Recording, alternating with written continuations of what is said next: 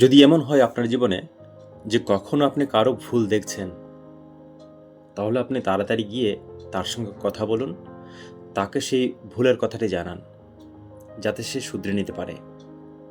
আর যদি জীবনে আপনি প্রত্যেকের কোনো না কোনো ভুল প্রতিদিনই দেখতে থাকেন বা আপনার চোখে পড়ে, যেই আপনার কোনো কাজ করে বা আপনার সঙ্গে থাকে প্রত্যেকের ভুল আপনার নজরে আসে, তাহলে আপনি অন্য কারো সঙ্গে নয়, নিজের সঙ্গে কথা বলুন।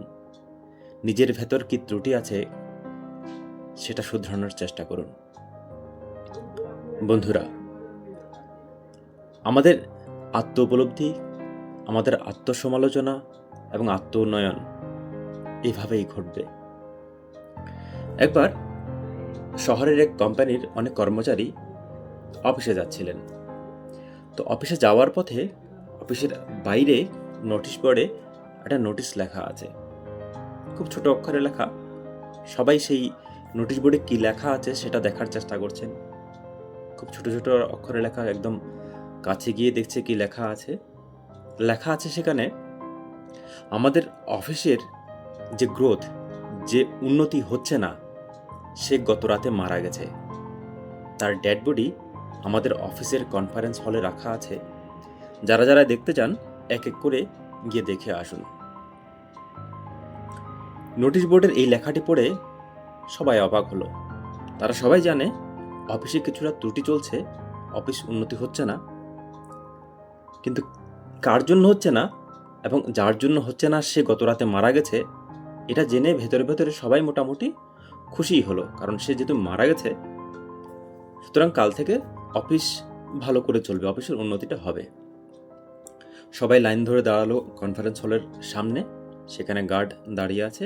গার্ড এক এক করে সবাইকে ভিতরে যেতে দিচ্ছে এবং এক এক করে সবাই ভেতরে গিয়ে সেই ডেড বডি যেটা আছে সেটা দেখে ফিরেও আসছেন সেই দরজা দিয়ে। কিন্তু যখন ফিরে আসছিলেন প্রত্যেকের চেহারা কেমন যেন একটু বিষণ্ণ হয়ে আছে, গম্ভীর। যাওয়ার সময় তো একটা উৎসুকতা ছিল, একটা উৎসাহ ছিল দেখার জন্য যে কে মারা গেছে, কিন্তু যখন যারা দেখে আসছে সেই মৃতদেহটি, দেখা আসার সময় তাদের চেহারা বিষণ্ণ ভাব। এরপর ধীরে ধীরে একে একে করে সবাই গেল।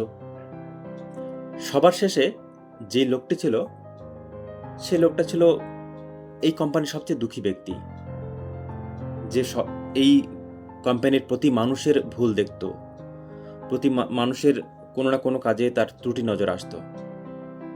সে কিন্তু মানে যখন শুনলো যে মারা গেছে, সেই মনে মনে এটা ভাবলো যে হ্যাঁ, অফিসের যে লোকটার কারণে অফিসের উন্নতি হতো না, আমাদের উন্নতি হতো না, আমাদের বেতন ভালো পেতাম না, সেই মানুষটা যেহেতু মারা গেছে ভালোই হয়েছে। সে মনে মনে খুশি হলো, কিন্তু সেটা সে দেখাতে চাইল না বাইরে থেকে। কিন্তু বাইরে থেকে সে বোঝাতে চাইল খুব গম্ভীর, একজন কর্মচারী মারা গেছে। সে অতটা নিজের ভেতরকার যে খুশিটা সেটা প্রকাশ করতে চাইল না। সে লোকটা গেল যথারীতি, গিয়ে যেখানে ডেড বডি রাখা আছে একটা কফিনের মধ্যে, কফিনের ঢাকনা খোলাই আছে, ওখানে ভেতরে যখন কফিনের মধ্যে দেখলো কি সেখানে কোনো ডেড বডি নেই, কোনো মৃতদেহ নেই, রাখা আছে একটি আয়না। সে আয়নাতে তার নিজের চেহারাতে দেখতে পেল। এটা দেখে সে বুঝলো ব্যাপারটা। সে রাগে ক্ষোভে যে চিৎকার করতে যাবে, তখন তার পাশে রাখা আরেকটি নোটিশ বোর্ড দেখতে পেল।